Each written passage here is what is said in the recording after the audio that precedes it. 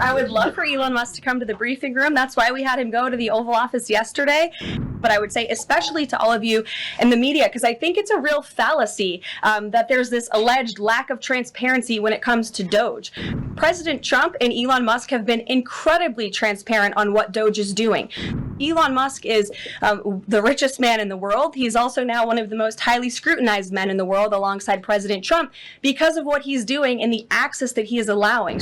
On DOGE and the fraud claims, Elon Musk in the Oval yesterday gave us some information on that. We're just wondering if there's some proof, evidence. Is the White House willing to share evidence of those fraud claims, or can Elon Musk come to the briefing room and share material evidence of what he's talking about? Sure, I would love for Elon Musk to come to the briefing room. That's why we had him go to the Oval Office yesterday, where I think he provided great answers. He was speaking in layman's terms, speaking common sense to all of you in the media, but also to Americans at home. But I would say especially to all of you in the media, because I think it's a real fallacy that there's this alleged lack of transparency when it comes to DOGE. President Trump and Elon Musk have been incredibly transparent on what DOGE is doing. There is an X account with the DOGE handle. They are tweeting out what they are doing on a daily basis. They have a website where they are posting the receipts of the contracts that they are reviewing and the payments that they have stopped from going out the door. The secretaries of our departments have stopped from going out the door. And I would also say that before it was Elon Musk making our government efficient and accountable, it was some unnamed bureaucrat that none of you knew.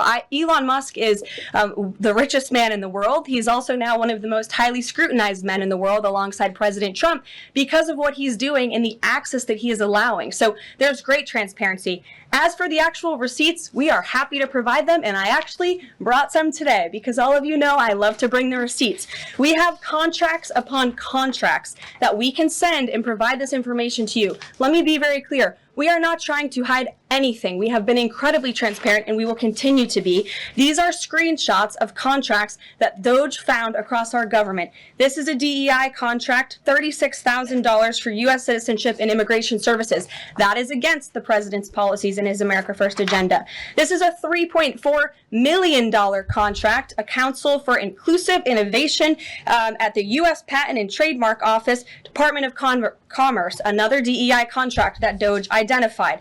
I can continue to go through these. Oh, I love this one. $57,000 for climate change in Sri Lanka. What is this doing to continue the interests of the American people? Absolutely nothing. These are the line items across the federal government that DOGE is identifying daily. They're moving very fast. There's a lot of paper that we can show you, but we're happy to do it. This administration has been more than transparent about what DOGE is doing. And here's one of their tweets that they posted about the mine. I believe this is in Pennsylvania, where the federal employee retirement system is being processed. Did anybody know this was even happening in our country before Elon Musk talked about it in the Oval Office yesterday? A lot of Americans didn't. So we are providing transparency and accessibility on a daily basis when it comes to DOGE.